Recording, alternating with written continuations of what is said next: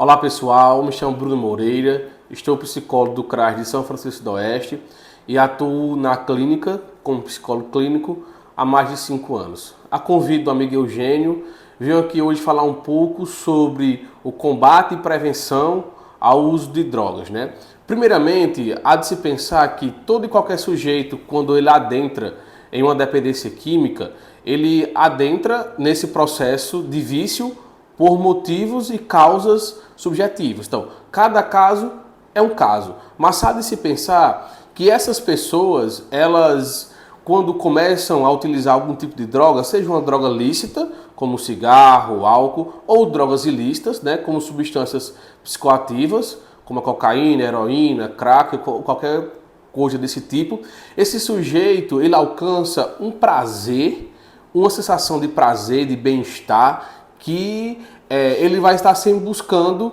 novamente repeti-lo. Por exemplo, qualquer sujeito, e principalmente com drogas psicoativas, cocaína, heroína, crack, esse sujeito ele alcança o primeiro prazer. Vamos dizer que esse prazer, esse bem-estar, ele foi de, vamos usar aqui de uma escala numérica 10. Então, na outra vez que ele faz uso dessa substância, ele consegue 9,9. Então, todas as vezes que ele for, quanto mais ele vai usando, mais esse primeiro prazer que ele alcançou vai ficando mais longe. Então, ou seja, o sujeito que usa essas drogas, um dos motivos é ao tentar alcançar esse primeiro prazer, que foi 10, né, nessa escala numérica. E aí, por isso que começa-se a aumentar a dosagem, por isso que se começa a ter o uso mais frequente. E claro, também junto a isso, somado a tudo isso, algumas questões subjetivas, como fuga de alguns problemas, a tentativa de resolver algumas questões por meio dessas substâncias. Porque quando o sujeito ele experimenta essa droga, ele experimenta uma fuga, né, um rebaixamento da consciência. Então, ou seja, esse sujeito ele vai para um local, vamos dizer assim, ele experimenta um momento de extremo prazer. Mas este prazer ele é curto. Por isso que o sujeito muitas vezes ele fica buscando aumentar a dosagem, fazer uso dessas substâncias, e aí substâncias ilícitas. No caso das substâncias lícitas, né, como medicações, o álcool, o cigarro, o sujeito também ele busca esse prazer, né? Essa fuga, vamos dizer assim, essa fuga da realidade, essa fuga dos problemas. Mas aí vem a grande questão.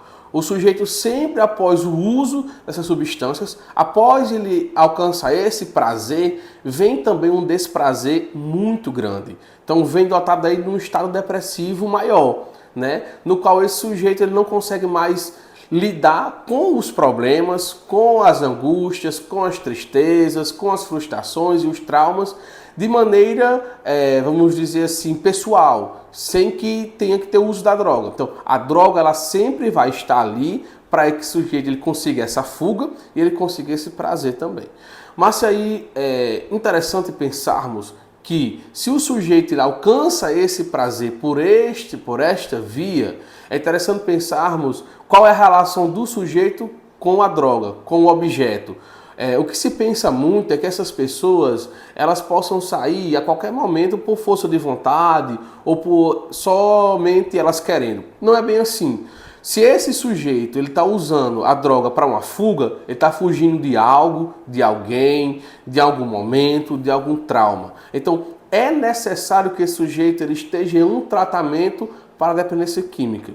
A internação é uma via necessária, importante, mas não é a única via de tratamento, pois existem dois tipos de internação. Uma internação voluntária, uma internação involuntária, aliás, três, perdão. Uma internação voluntária, uma internação involuntária e uma internação compulsória. A internação voluntária, quando o sujeito ele quer ir, né, por sua vontade, ou internação involuntária, quando a família, por meio de alguma clínica de reabilitação, faz esse uso, ele vai involuntário, sem ele querer, e a internação compulsória, quando o Estado ele demanda essa internação. Mas é importante entendermos porque a internação não é o único meio de tratamento. e não é o meio talvez mais eficaz nos casos do internação involuntária e compulsória, pois o sujeito ele não quer aderir ao tratamento, o sujeito ele não está disposto àquele tratamento. Então, o que é importante? Que esse tratamento ele seja de forma voluntária, que o sujeito ele possa se implicar e se reconhecer quanto uma pessoa adítica, uma pessoa doente, porque a dependência química é uma doença. É um momento de que se necessita bastante cuidados, que a família esteja presente também, que não se haja só por uma questão moral, de dizer que o sujeito ele está ali porque ele quer. De fato, o sujeito ele tem responsabilidade em tudo aquilo, mas ele não é culpado.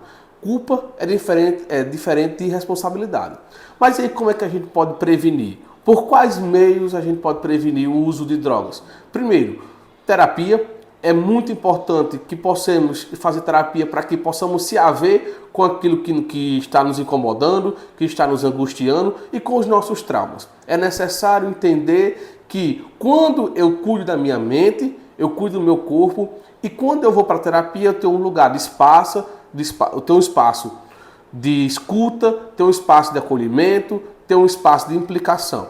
E também por meio de outros eventos, como a cultura. Na nossa cidade, nós temos hoje o CRAS, que trabalha nesse sentido de prevenção. Temos o grupo de adolescentes, de crianças, de idosos, mulheres, os serviços de convivência, o Serviço de Convivência e Fortalecimento de Vínculo e o PAIF. No meio de tudo isso, nós temos os grupos, e nesses grupos sempre é ofertado esse lugar de escuta, esse lugar de implicação, esse lugar de conversa, principalmente com nossos adolescentes e crianças.